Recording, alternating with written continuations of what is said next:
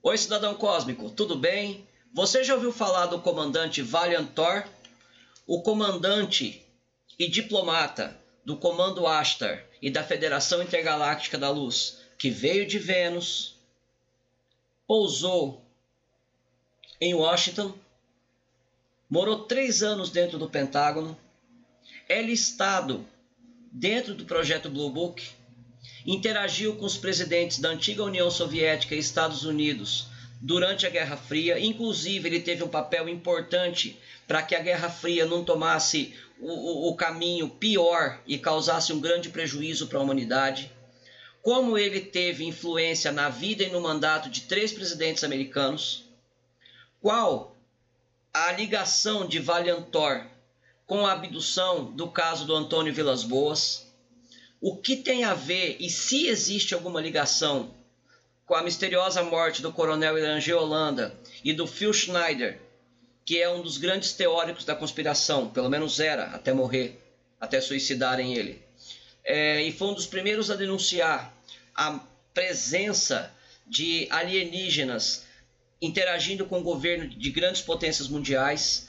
Qual que é o papel e a influência do comandante Thor na teoria de que os Simpsons preveem o futuro? Esse que eu apresento para vocês é o comandante Valiant Thor. Você está no canal da Federação Intergaláctica da Luz. Fica com a gente. Enquanto isso, aproveita. Já vai dando o seu like, se inscrevendo se você não for inscrito no canal, ativando o sininho. Se você quiser ser membro do nosso canal, você vai ajudar a gente a produzir o conteúdo com um pouco mais de conforto. E a gente vai continuar trazendo informação para manter você sempre inteirado desses assuntos, dessas histórias bem curiosas. Muito obrigado, segue a vinheta e vamos para o vídeo.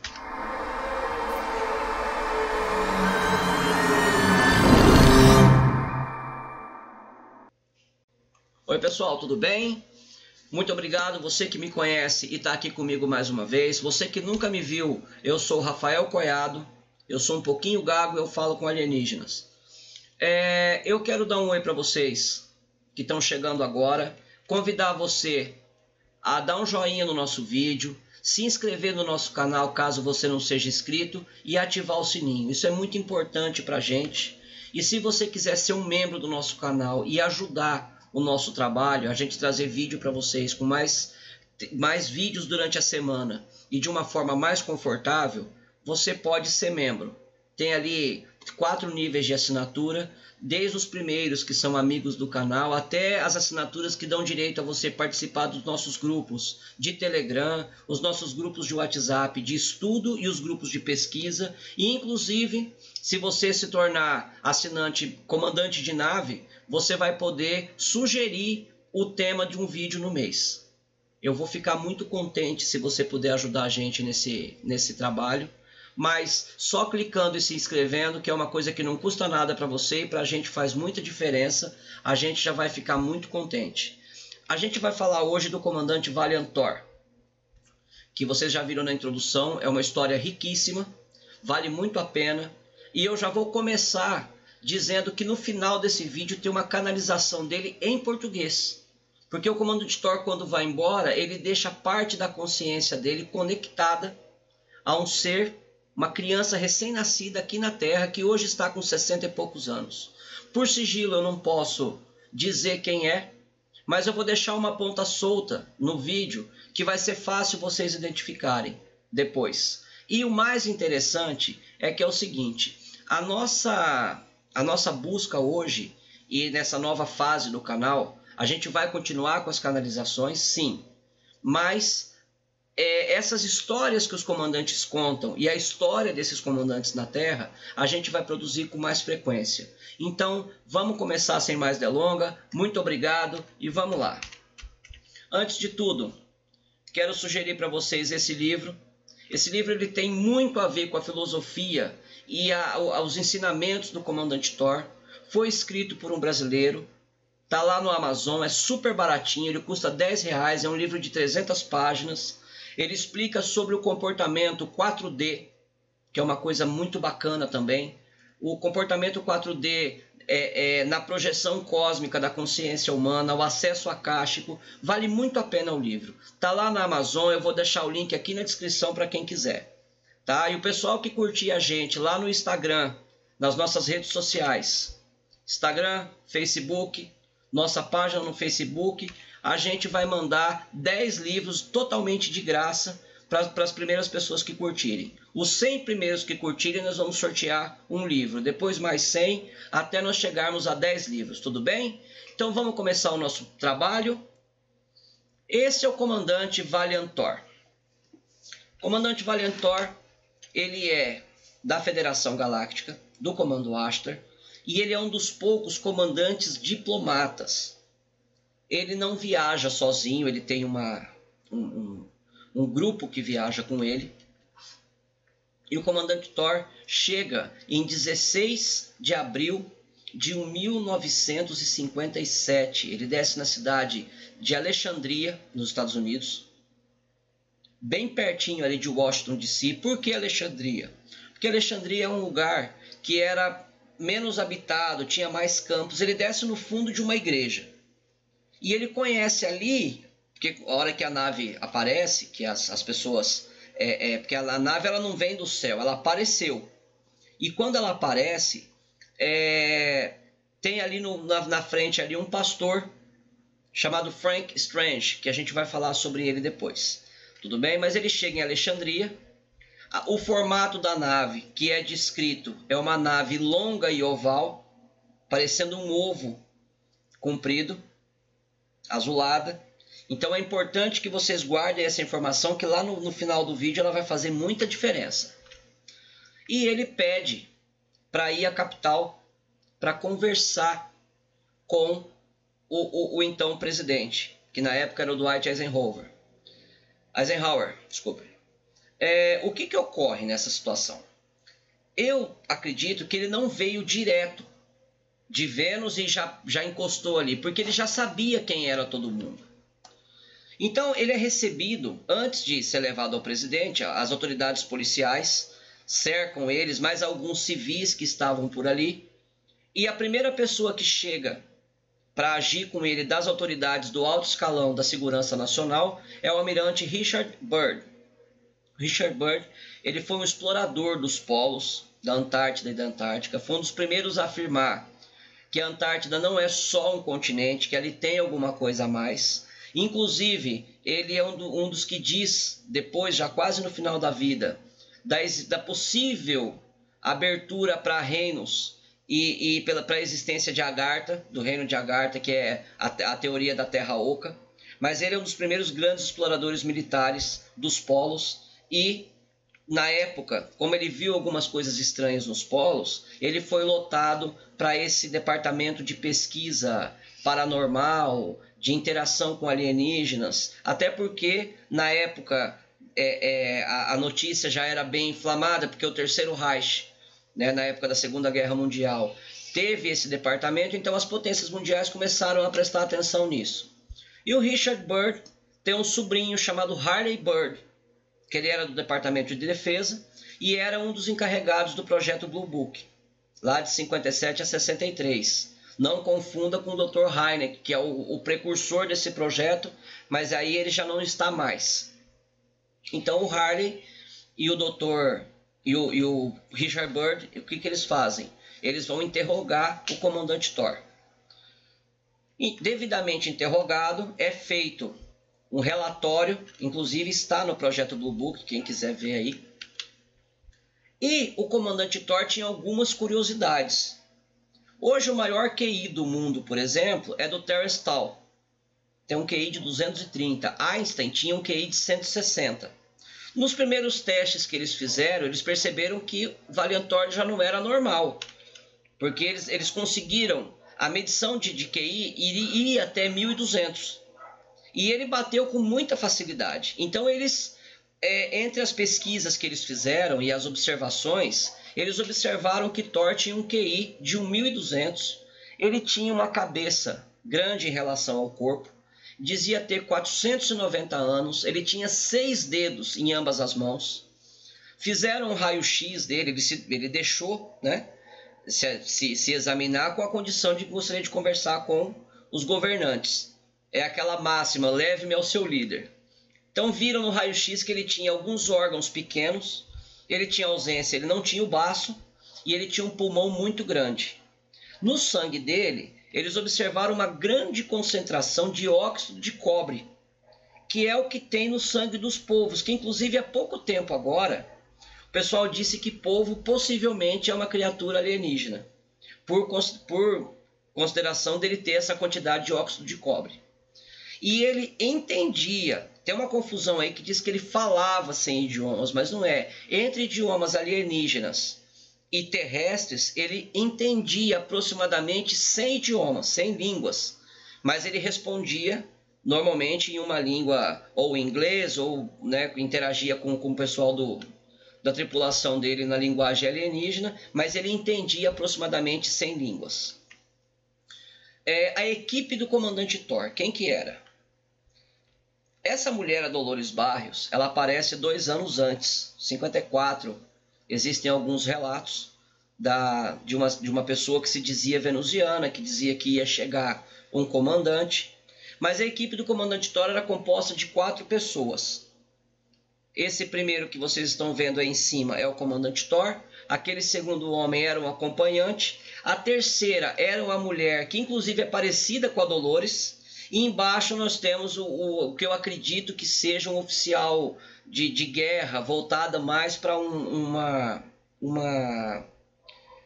o ambiente bélico, entendeu? Eu acho que ele veio para entender qual que era a cabeça dos humanos nessa época. E muita gente confunde, dizendo que essa foto daqui de baixo é o comandante Thor, mas não é. O comandante Thor é esse de cima aqui. Isso daqui é um alienígena da tripulação dele, mas não é o comandante Thor. Então nós temos aí, como eu falei, a mulher que era parecida com a Dolores, também venusiana. E ela também tem um papel importante lá na frente, quando a gente for conversar sobre algumas coincidências da visita do comandante Thor na Terra. Na época que o comandante Thor chega, a Guerra Fria já tinha começado em 1945 e as coisas estavam começando a esquentar pela corrida por armamento, por testes nucleares. Tanto que quando acontece o acidente de Roswell, foi porque aqueles corpos funcionais, aqueles alienígenas vieram para ver o que estava acontecendo, porque houve um grande distúrbio na ionosfera e na magnetosfera da Terra. Então houve aquele acidente e depois disso, 12 anos depois, o comandante Thor chega na Terra.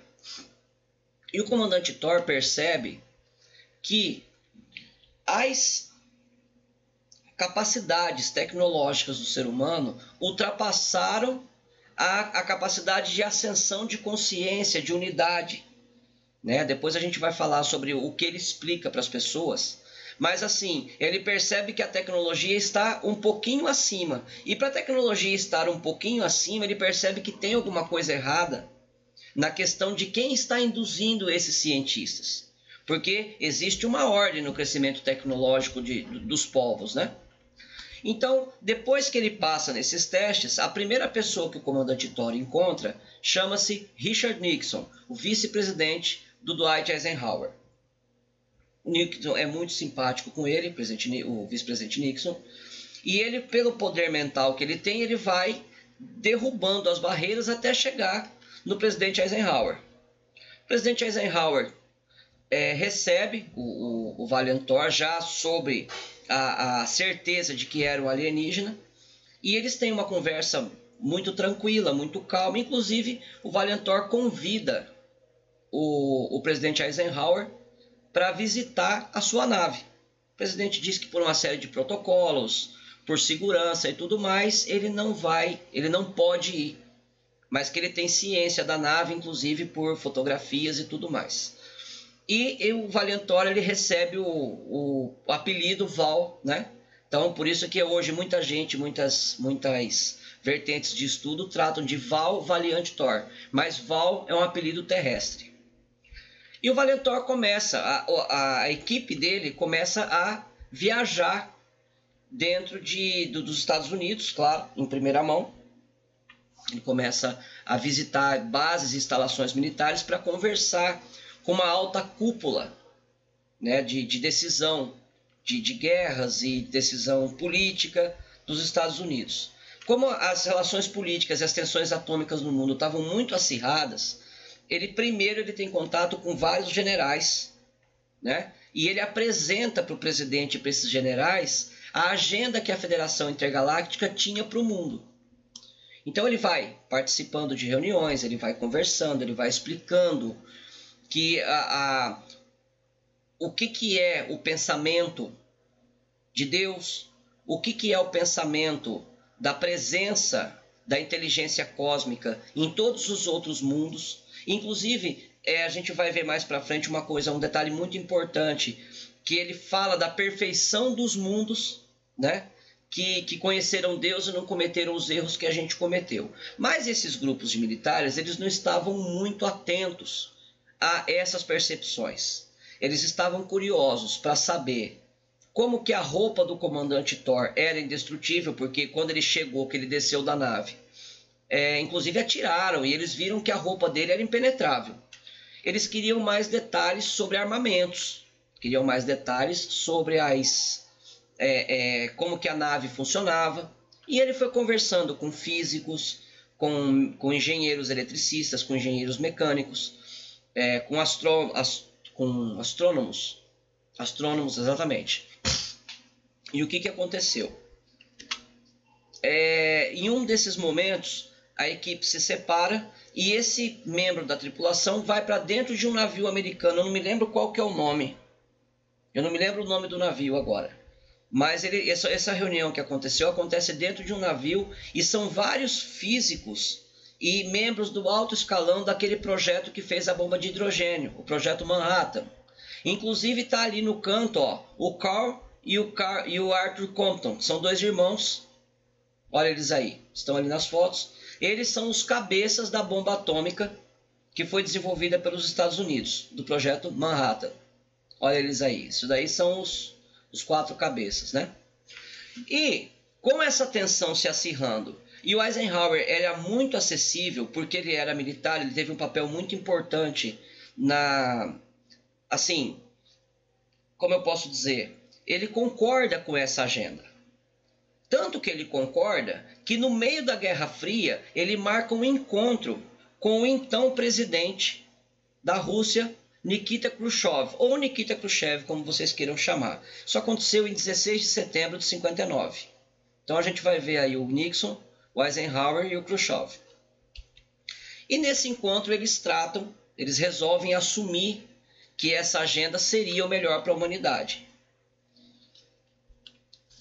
Enquanto isso, Thor continua viajando e ele conhece esse cidadão aqui, o Oscar Schneider, que era um oficial médico, que inclusive ele é responsável por um fato importante depois na denúncia do não cumprimento dessa agenda do comandante Thor, porque era ele quem monitorava o tempo todo as atividades e as interações fisiológicas do comandante enquanto ele estava aqui na Terra.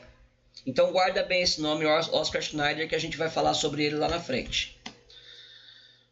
O presidente Eisenhower fica cada vez mais ciente dessa agenda e ele resolve marcar uma reunião na ONU. E essa reunião é uma reunião muito debatida entre o alto escalão do governo, mas ele diz que ele vai marcar uma reunião para apresentar o comandante Valiant Thor.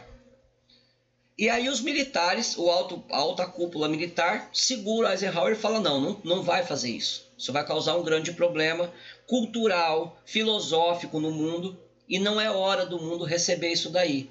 E a partir desse momento, o governo cria a agência, atrelada ali à agência de inteligência, e nasce o governo paralelo, que são aqueles militares que começaram a não declarar parte do orçamento, né, que os militares têm nos Estados Unidos, e eles tiram da mão da presidência o poder de interação da pasta das pesquisas e interações alienígenas. Eles tiram da mão da presidência e passam para os militares com a alegação de que o presidente é um cargo temporário. Então ele não pode ter acesso a determinadas informações. E é quando surge esse poder paralelo. E aí, com essa tirada da pasta, Thor ainda continua lá, claro, né? Os militares ainda querem, mas como ele tinha um poder mental muito grande, os militares queriam monopolizar ali o conhecimento dele, mas ele se saía com muita facilidade, porque ele dobrava as pessoas mentalmente. Inclusive, ele tinha trânsito de entrada e saída na Casa Branca, como quem entra num shopping. E no Pentágono também. Então, quando isso começa a acontecer e ele diz, né, o propósito dessa agenda para a humanidade, o que acontece? Alguns governos são avisados. O governo do Canadá, Reino Unido, na verdade o governo da Inglaterra. E é quando eles descobrem que na Inglaterra já existe um acordo com outros alienígenas. Já tem uma turma por lá, ali no Velho Mundo, especialmente na Inglaterra, né, ali no coração do Reino Unido, já existia um acordo ali com outros alienígenas. E é quando esse governo paralelo começa a fazer contato e tomar consciência do que poderia ser feito sem cumprir essa agenda que a Federação tinha proposto. O Harley Bird, como eu falei, foi chamado por uma pessoa chamado Frank E. Strange. O Frank Strange, o que ele era? Além de ser um PhD em teologia e filosofia, ele era um psicólogo fantástico.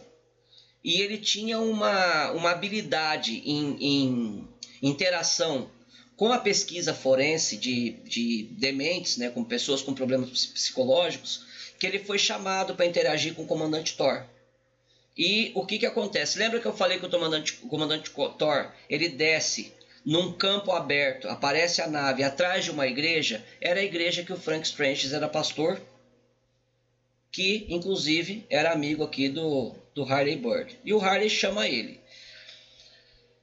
O Strange, então, no começo, como ele já tinha visto o Thor descendo da nave, a polícia chegando, alguns civis, aquele negócio todo, eles se conheciam. Inclusive o livro que o Strange escreve, o Harley Bird é quem faz o prefácio, certificando, né, esse livro Stranger in the Pentagon conta a história do comandante Thor na Terra, enquanto ele interagiu com o governo americano e esteve nos Estados Unidos.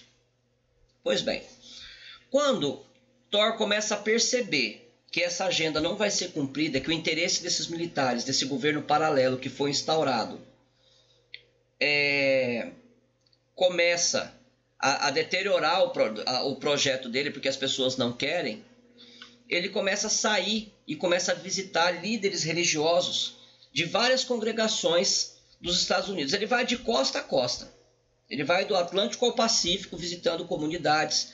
Ele visita a comunidade Sofi, visita a comunidade dos índios Cherokees, dos índios Tomahawk.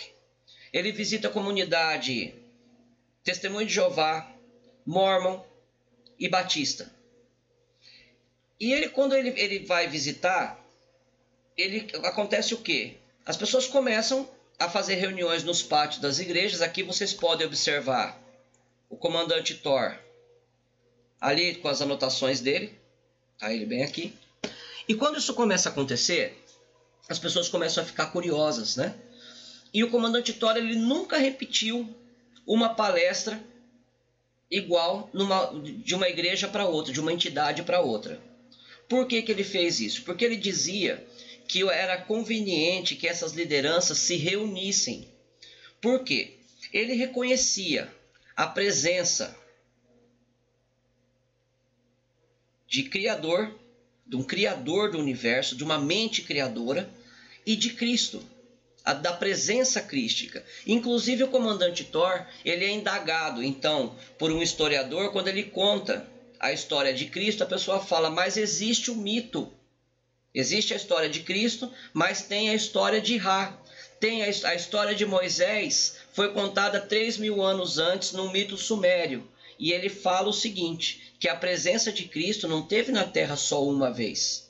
Que há 2.000 anos atrás foi a última vez que Cristo esteve na Terra. E que esse Cristo terrestre, que a humanidade tem registrado pela Bíblia, Inclusive, ele diz que a Bíblia também é um códice universal, não é a mesma coisa. Porque a Bíblia ela conta a interação dessa figura crística na forma de homem, que é exatamente o que o homem pode ser no seu 100%. São a interação energética, né, que em cima do homem seria igual às maravilhas que Cristo fez se o homem atingisse 100% da capacidade dele. Então ele afirma claramente que Cristo é o homem com todo o poder liberado, né, com a liberação de todo o poder. E ele fala que esses comandantes, eles têm 30% do poder do aproveitamento cerebral, do poder psíquico necessário, né, para a ascensão. Mas que nós temos ainda de 3 a 5 e que eles já têm 30%. E Cristo seria o 100%. Então ele é a personificação do que nós seríamos aí numa quinta, numa nona dimensão. E ele reconhece, ele diz que todos os lugares que conhecem Cristo, conhecem o Criador e seu Filho, existe uma Bíblia, né, um códice que rege a trajetória dessa figura crística, quantas vezes ela passou, e que a nossa é a única que é desencontrada. Então ele diz que Cristo veio aqui várias vezes, interagiu várias vezes. Isso é uma história muito bacana também, que vale a pena a gente observar. Aí a gente tem uma foto antiga do comandante Thor em uma dessas reuniões, e ele também fala sobre o que as religiões no mundo fizeram, por que a presença crística na Terra se fragmentou em tantos mitos, né? E ele conta isso dizendo que foi o que ocorria. Cada religião se apoderou de uma parte da história, de uma figuração, né? Como eu posso dizer, de uma forma que essa presença crística teve na Terra em determinado momento. E quando isso acontece, as religiões, ao invés de se juntarem e integrarem para promover a unidade, não. Cada uma se apoderou ali do que viu, e aí a gente começa essa série de conflitos. A minha religião é melhor do que a sua ou não. E no meio entra a ciência com o ceticismo. Porque o que não deixou? O que conectaria todos esses povos em unidade? A inteligência intuitiva, as pessoas terem a intuição de que veio tudo do mesmo lugar, de que tudo faz parte da mesma coisa. Mas a ciência aparece no meio pregando um ceticismo, e as pessoas recebendo uma energia de ter a necessidade de receberem a comprovação de alguém. Então as pessoas pararam um pouco de acreditar e se tornaram mais céticas, e isso começou a segregar esses grupos. Mas no fim ele diz que Cristo esteve aqui várias vezes. O comandante Thor, como eu falei, ele viaja, né, a costa dos Estados Unidos, ele viaja por vários lugares, visita várias comunidades. Inclusive, quando eu falei, né, que ele visitou o Canadá, o ministro canadense Paul Heller foi uma das pessoas que o recebeu. Ele esteve na Rússia, inclusive as explicações que ele dá na Rússia é o que define a diferença do astronauta russo para o astronauta americano. Parece que a agência russa recebeu de uma forma diferente as interações e as explicações que ele deu. Tanto que, quando ele fala que o ser humano ele tem que integrar cosmicamente a comunidade que habita por aí de seres, os russos eles passam a usar o termo cosmonauta, enquanto os americanos usam astronauta, né? Mas isso também a gente pode falar num próximo vídeo. E aí o que acontece? Essas viagens e essas interações que o comandante Thor faz gerou uma série de efeitos, né, positivos, algum negativo para algumas pessoas, que é o que a gente vai falar agora. O primeiro deles, o comandante Thor chega na Terra, se apresenta nos Estados Unidos em 16 de abril. Exatamente 6 meses e 10 dias depois, o Vilas Boas é abduzido. E a mulher que o Vilas Boas descreve bate muito com essa descrição da Dolores Barrios e a descrição desta mulher aqui, ó. que elas duas são muito parecidas, mas muito mesmo. E o Vilas Boas diz que aquela mulher se mantém uma relação sexual com ele e vai embora, né, com um filho, um feto na barriga. Por que que isso aconteceu? Isso aconteceu porque era um experimento para que eles pudessem ver as compatibilidades de corpos, né, para gerar alguns híbridos, mas também para as conexões de consciência de recém-nascidos com comandantes extraterrestres. Eles também precisaram fazer esses testes, porque existia um acordo prévio de abduções. Por isso que acontece muito entre 40 até 70 e alguma coisa, acontecia, né, até 75, 78, aconteciam muitas abduções. E isso começou a gerar um problema. A verdade é isso, começou a gerar uma situação problemática. Porque parte sabia, parte acreditava, virava uma guerra, né, de conhecimento, virava uma guerra de crenças e tudo mais.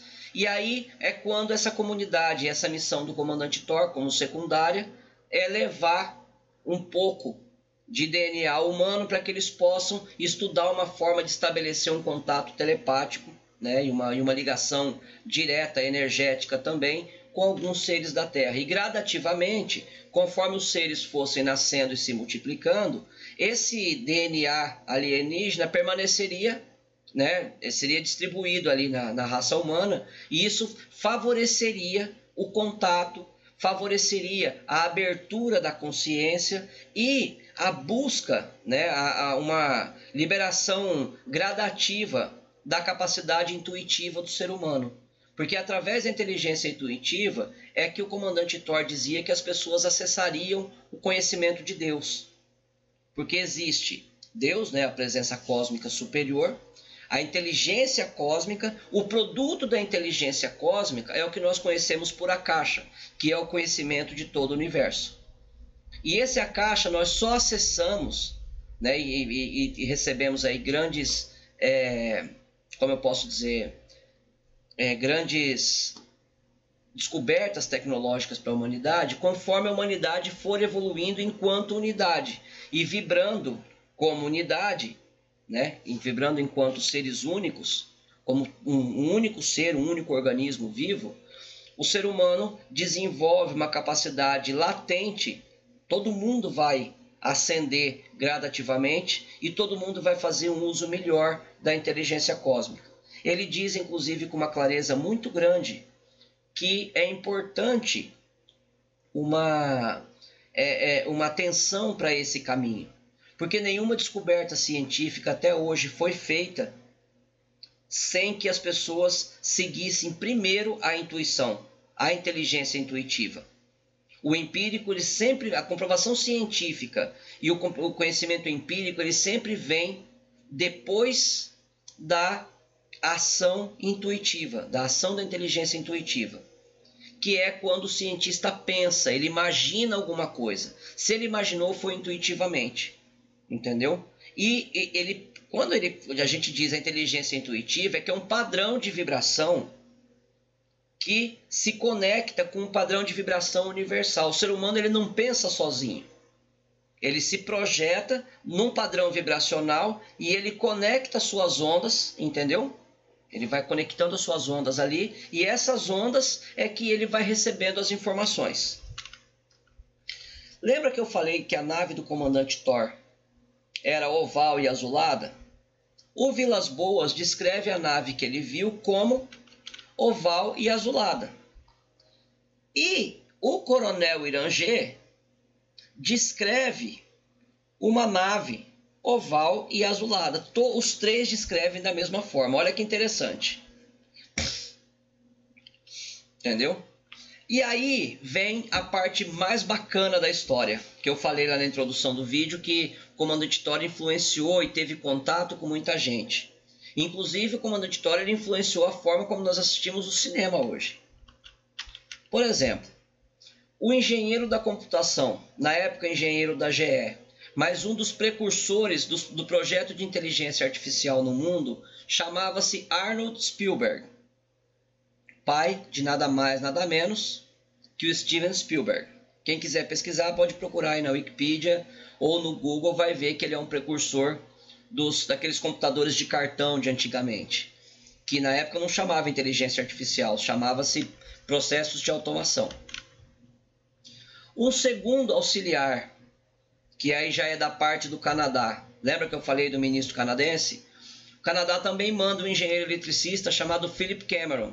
E esse, infelizmente, eu não tenho a fotografia, mas ele é pai nada menos do que o James Cameron, que é um cara que fala sobre o Avatar, que é justamente sobre o que é você viver em unidade, comunidade, comunhão, e ele cria o Exterminador do Futuro.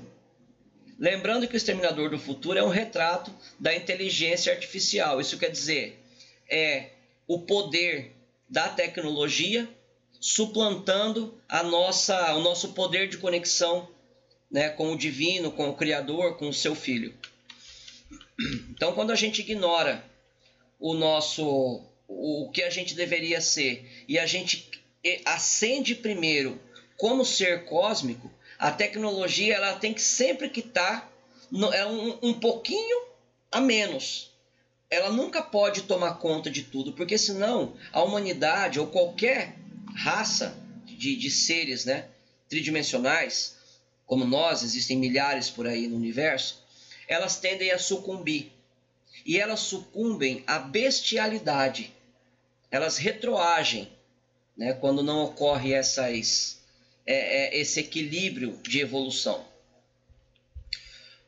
Como eu falei, o comandante Thor visitava várias igrejas. Ele teve em várias comunidades. Numa dessas ele conhece um membro chamado George Walton Lucas Sr.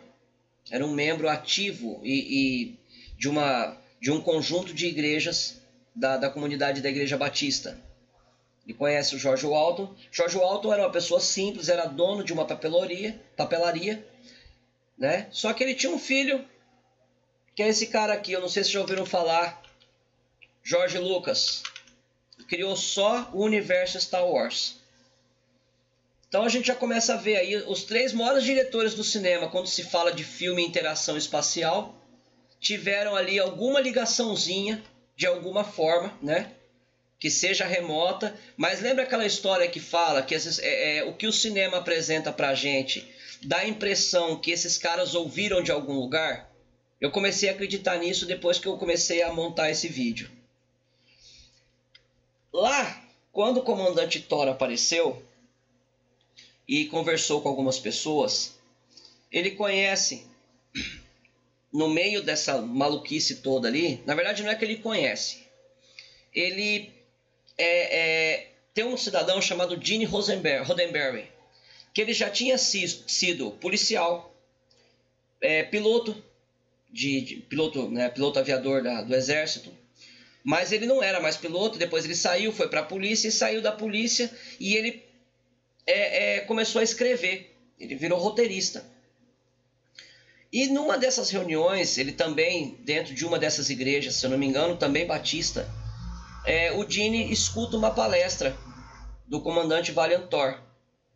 E ele se interessa, ele acaba conseguindo mais um tempo, e inclusive ele explica, ele conta uma história muito interessante. Depois que ele interage com o comandante Valiant Thor, que eu não sei se vocês já ouviram falar, chama-se Star Trek. Ele também diz que existe uma federação, né, que existe seres que viajam para ajudar em planetas, né, uma exopolítica aí muito latente na história do Star Trek.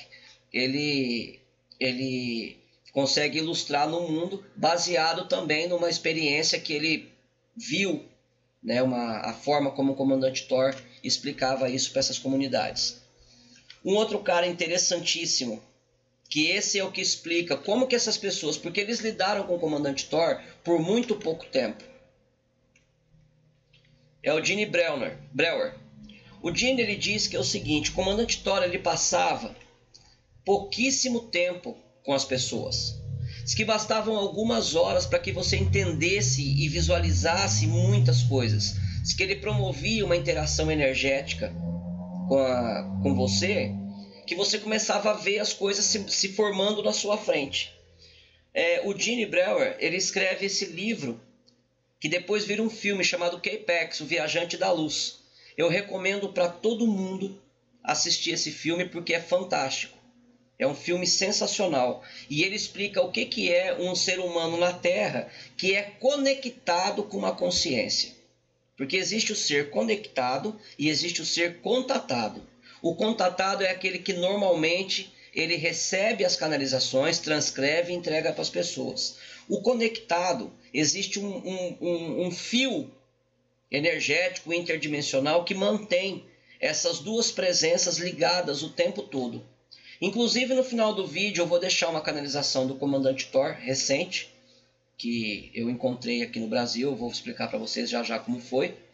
Mas eu também vou deixar a última canalização que foi feita, que ele fala justamente isso, que esses seres é parte da nossa consciência do futuro ajudando a nossa consciência do passado, para que a nossa consciência do passado possa chegar nesse futuro mais rápido.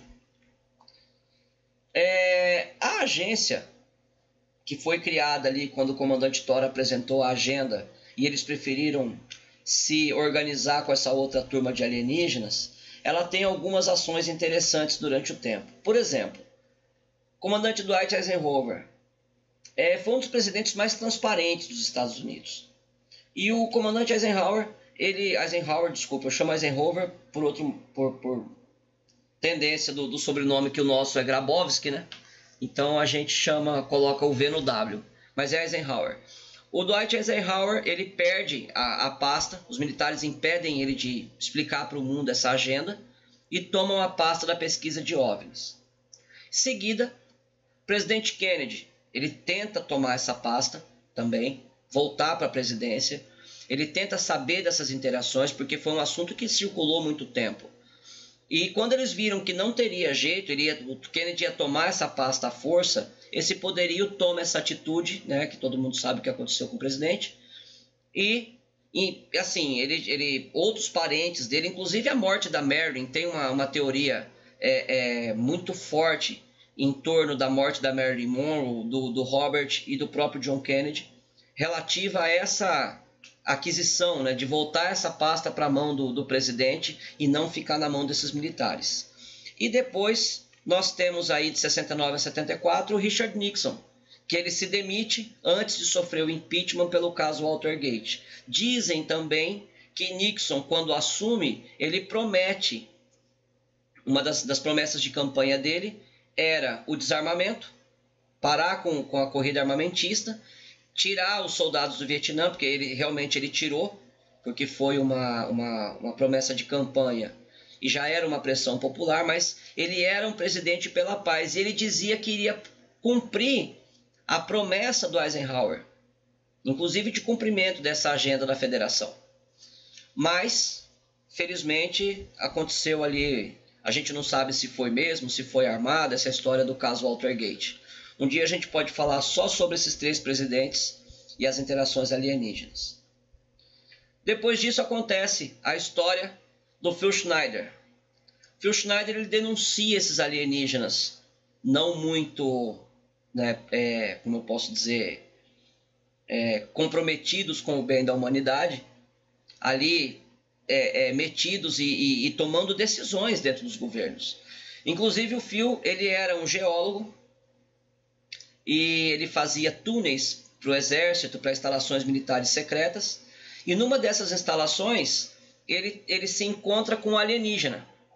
E a história do Phil, se vocês quiserem depois, coloca aqui no comentário, eu vou contar a história dele. O Phil mata 2 alienígenas, 2 Greys, mas ele sofre olha aqui, ó. Ele sofre um machucado muito violento, ele fica muito tempo hospitalizado, mas ele mata esses 2 Greys e ele começa a denunciar para o mundo que esses alienígenas estão ali e não estão com um propósito muito bom. Inclusive ele é um dos precursores da linha de pesquisa que o David Icke toma logo depois dele. E o Phil, ele fala dessa agenda, ele fala que esses alienígenas estiveram ali, que esses alienígenas eram contra a corrida armamentista, e o Phil era filho de quem? Como que ele descobriu isso? Como que ele teve acesso a essas fotos? o Phil era filho do Oscar Schneider. Ele era filho do Oscar, olha que interessante. Aquele soldado não, oficial médico que cuidava ali de manter, de conferir as funções vitais do comandante, né, regularmente, enquanto ele esteve ali dentro do Pentágono. Em seguida, existe uma história que o coronel Irangê Holanda, que o caso da Operação Prato acontece praticamente 18 anos depois, né? Mas o Irangê Holanda, depois que ele sai ali, que ele entrega o cargo dele, que ele entrega a pesquisa, né? Porque o pessoal resolveu encerrar do nada e ninguém sabe o porquê. Mas aí quando a gente vê o caso Varginha, que aparecem membros da agência americana em Varginha, e o Irangê ali começa a receber umas visitas também, o governo americano começa a se aproximar desse departamento de pesquisa brasileiro, colhe esses documentos. Coincidentemente, o Irangê Holanda comete suicídio como? Enforcado com um cinto na cabeceira da cama. Olha que louco. Né?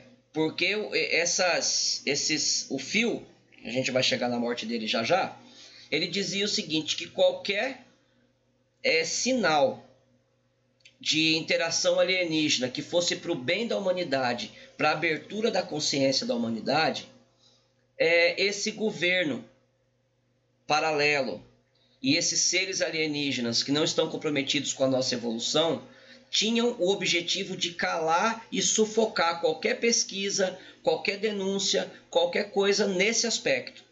Então o Irangê, depois que o Irangê sai para a reserva, ele tem contatos com alienígenas. Ele tem um contato, ele passa a acreditar veementemente na presença alienígena inteligente. E quando o Irangê fala isso depois daquela entrevista fantástica que todo mundo já já assistiu, desculpe, o coronel Irangê se suicida, né, com um cinto ali na beira, acho que na beira da cama, se eu não me engano, ou se foi numa cadeira. Mas não foi num lugar alto que ele suicidou. E o Phil, se vocês olharem na mão dele aqui, vocês vão ver que o Phil não tinha 4 dedos, só tinha um, ó, e um pedacinho do outro, que foi num acidente que ele teve porque ele era geólogo, numa explosão de uma mina ele perdeu. E o Phil, ele aparece morto com uma borracha de soro sufocando ele. Como que ele deu o nó? Porque tinha um nó dado ali, umas 3 voltas de nó, uma pessoa que só tem um pedaço desse dedinho aqui, e eu acho que esse daqui inteiro. Como que uma pessoa vai conseguir dar um nó a ponto de se enforcar? Mas isso a gente vai falar no outro vídeo sobre o Phil. Entendeu? Então tá aqui, ó, novamente aqui o vídeo da Operação Prato, quando ele denuncia o formato que era a nave, que eu vou lembrar que é a mesma forma que o Blue Book, inclusive parece que com quantidade de janelas também, então eu sei que tem o formato é muito semelhante, e da mesma forma que o Vilas Boas também descreve a nave. Então tá aqui também nos documentos da Operação Prato. E essa história do comandante Thor virou por muito tempo um mito. Porque as pessoas, não aconteceu, aconteceu, mesmo com o Frank Strange dizendo, documentando, estava lá no projeto Blue Book, o próprio, na época, uma das pessoas da diretoria, né, que foi o Bird, o Harley Bird, assinar o livro, fazer a introdução do livro do Frank Strange, as pessoas não quiseram dar muito crédito. E aí as coisas começam, depois de muito tempo, vir à tona. A bisneta do Eisenhower, Laura Madalene, ela tinha documentos. E ela, inclusive, ela tem, só que ela não publica. Tem muito pouca que ela conseguiu resgatar do que ela publicou em foto e vídeo, das visitas do comandante, da figura humana dele, né? E ela fala que o bisavô dela garantiu que essa história é verídica. E ela conta que porque ela era pequenininha, o Eisenhower já era bem idoso quando assumiu o governo dos Estados Unidos. E ela conta que ela se lembra dessa presença, dessa figura do comandante Thor. Ela tem certeza que ela viu quando pequena, entendeu? E depois ela teve acesso a documentos de família, aonde o presidente, ex-presidente então, assume que ele realmente teve esse contato. Mas, para quem acha que isso fica só na esfera familiar, em 2012, um assessor do Dwight Eisenhower, o Timothy Good, ele afirma, ele fala isso para a imprensa mundial, que o presidente teve contato, pelo menos 3 encontros com extraterrestres.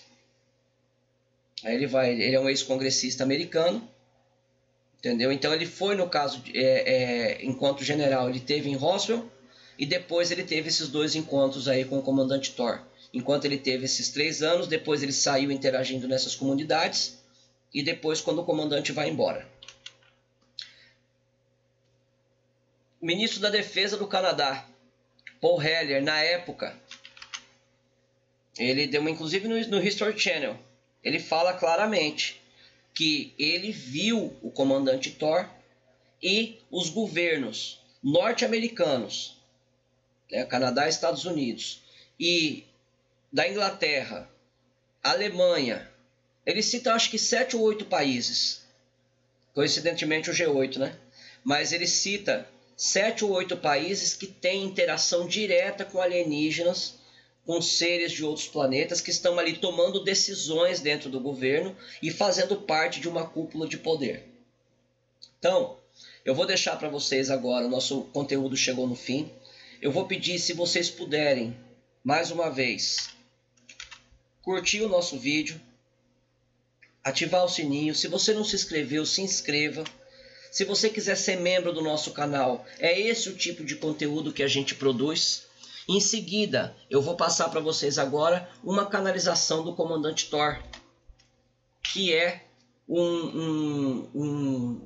uma interação, né, que ele fez. Eu fiz muita pesquisa, eu demorei quase 3 meses pesquisando sobre o comandante Thor.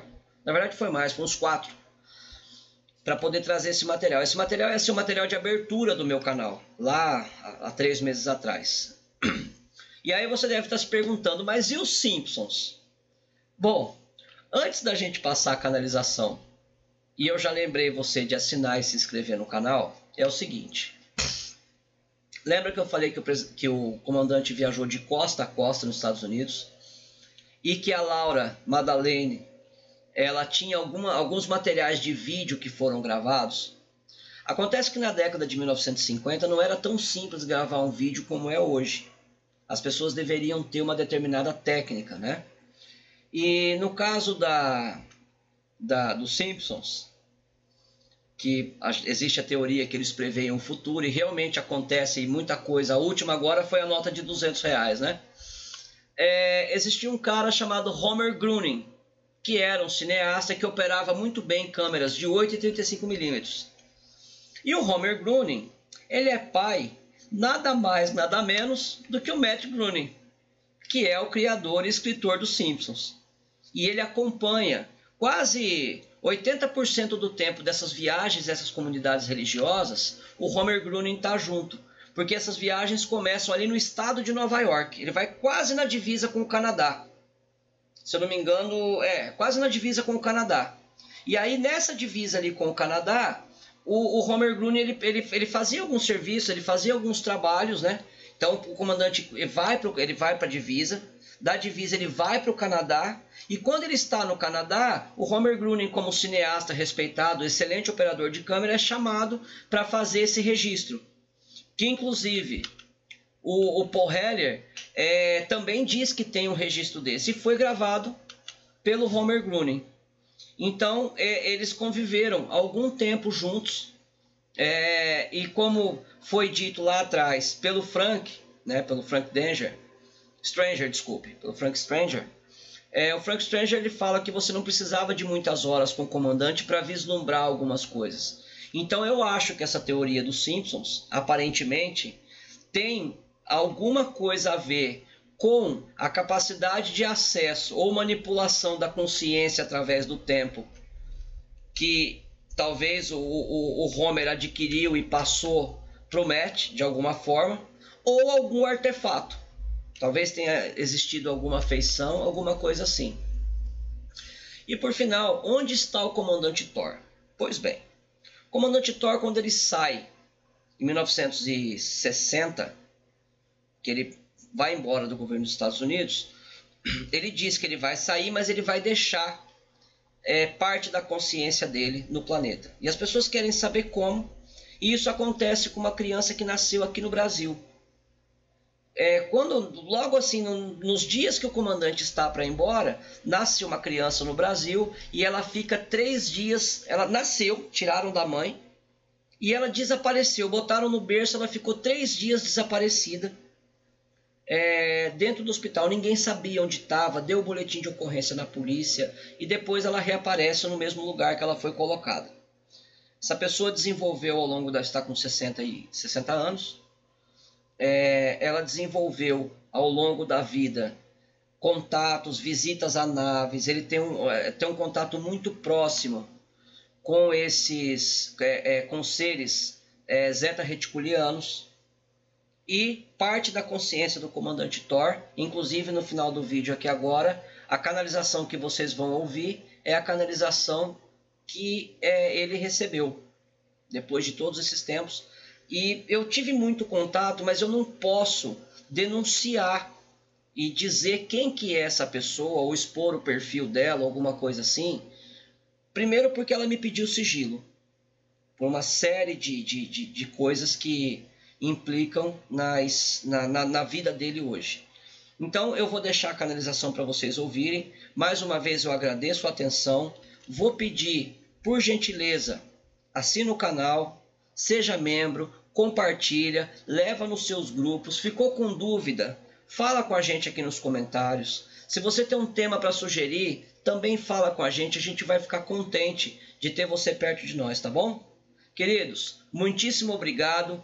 Fiquem à vontade. Vou lembrar vocês, ouça com fone de ouvido a canalização, porque ela é em 8D e ela tem som cósmico.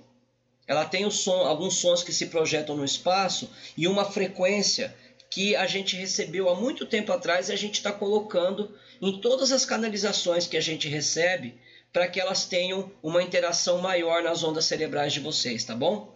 Então, se você quiser ouvir só a canalização, ela vai aparecer no card aqui em cima e na telinha aqui no final do vídeo, tá certo? Obrigado pela atenção, até o próximo vídeo.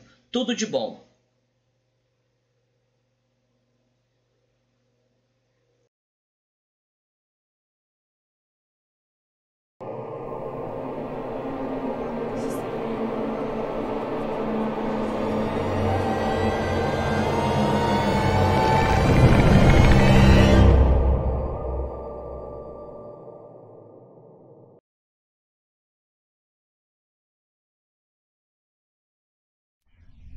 Senhores, os humanos da Terra não se dispuseram a trabalhar para habitarem em seu planeta nesses dias em que estão vivendo. Há um poder de energia, um tipo de radiação eletromagnética vindo do centro da galáxia que inunda o sistema estelar terrestre. Essa energia é uma luz de partículas elementares proveniente da força eletromagnética de muitas estrelas que estão localizadas no centro galáctico.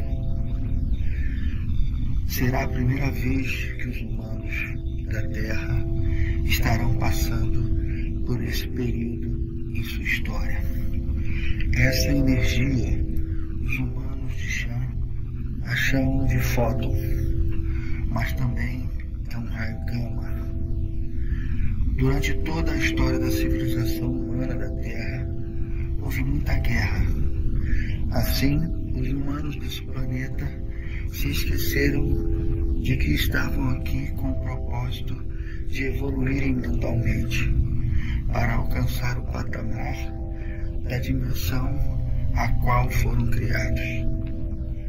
Porém, ao longo de sua trajetória, preferiram ser bestiais, se igualando às criaturas desse planeta e também usurpando coexistência dos seres naturais desse planeta. Essa é a causa de tanta corrupção, contendas, mentiras ao longo de sua história. Ao invés disso, os humanos de Shan deveriam ter evoluído em respeito e consideração uns com os outros, construindo limites para servirem o acatamento mútuo. Assim, dessa forma, quando a energia dos sóis chegassem ao seu sistema estelar, encontrariam a mente humana planetária pronta para receber essa investida fotônica e assim gerar a emissão e a transmissão, modulando nesse processo a amplificação e a detecção dessa luz no cérebro humano. Isso consagraria a evolução necessária para a atual condição planetária. Excepcionalmente, essa energia proveniente dessas estrelas, ao atingirem a mente humana atual, podem estar causando distúrbios nessa civilização. Por isso, há um crescimento em homicídios, suicídios e muitos outros males. Os humanos de Shan não se prepararam, não evoluíram, e por conta disso, há no planeta muitas pessoas que andam sobrecarregadas, com medo, pânico, carregando outras doenças e hábitos entre si, hábitos terríveis para a saúde humana. Por isso, os humanos estão destruindo as suas próprias famílias. Se os humanos passassem a se respeitar, estariam enchendo o campo vibracional de seu planeta de bem. Os humanos desse planeta estariam entrando numa era onde não mais existiriam a doença nem o dinheiro. Passariam a estar utilizando muito mais a sua inteligência intuitiva e a conexão com o universo seria cada vez mais plena. Essa seria também a época da interação e ingresso dos humanos da Terra à Confederação Galáctica. Portanto, trago esse aviso. Deixem o medo e a timidez e passem a ser um missionário desse ministério entre os seus, assim como também sou um missionário em seu planeta. Falem mais sobre o respeito mútuo. Avisem que é por falta dele que já existiu tanta guerra e ainda existe tanta fome. Sem respeito não há tecnologia. Sem tecnologia, o conhecimento fica comprometido. Sem conhecimento, não há inteligência intuitiva. Sem inteligência intuitiva, não há contato com as inteligências cósmicas. E sem isso, só haverá a incidência de energia do centro galáctico, enlouquecendo as próximas gerações. Por fim, o que é de suma importância é a expansão da consciência cósmica no indivíduo. Por isso, devem exercitar mais a inteligência intuitiva.